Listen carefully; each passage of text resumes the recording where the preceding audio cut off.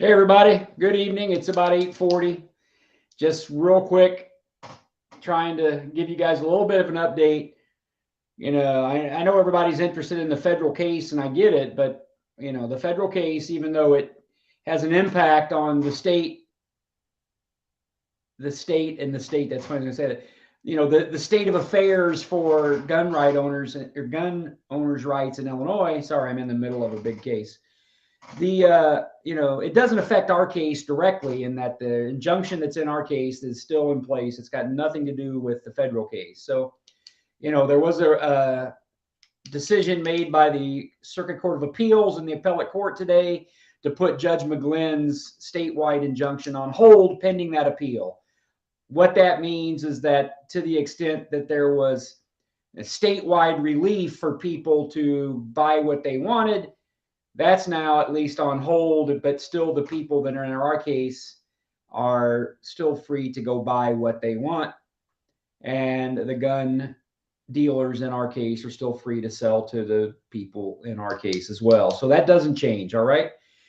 The question is, well, we as gun dealers had started transactions with people because of this law. Can we finish them? It's really outside the scope of our case. How that federal ruling implicates you guys. But generally speaking, I believe it's fair to say that if the background checks and everything had been completed while the Judge McGlynn's federal ban was in place, if you've completed everything with the background check, etc., you're probably good to go. Again, I don't have any authority in the courts to say that that's the case because it's never happened before. But that's how it worked back on January 10th when the governor signed the law and it became effective, is if you had the background checks done by then, you could complete the transaction.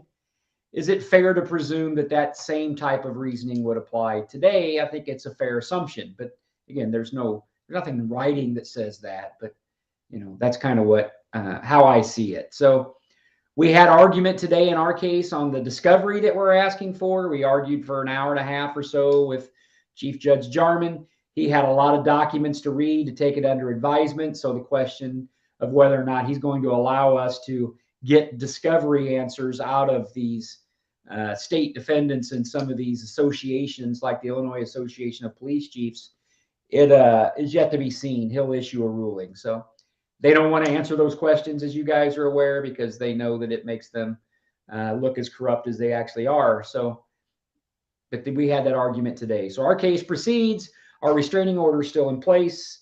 If you're in the restraining order in state court case, you can still buy what you want. If you're a seller, you can still sell to the people in our case.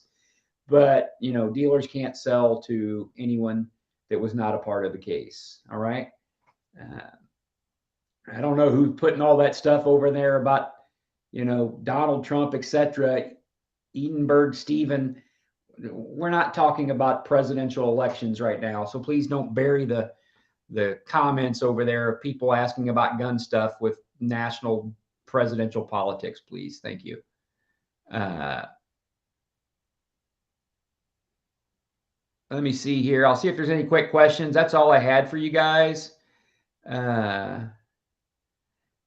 Gene Miller says, did you get your 50, Tom? No, we didn't get the deal finished. So that's how it goes. So.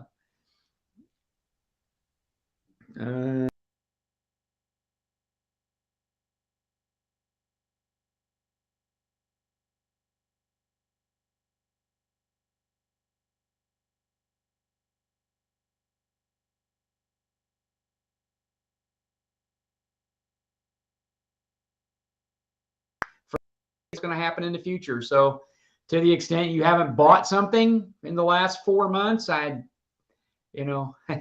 okay, that's fine. That's on you. But that's all I got, guys. So hope you have a good day, and I'll talk to you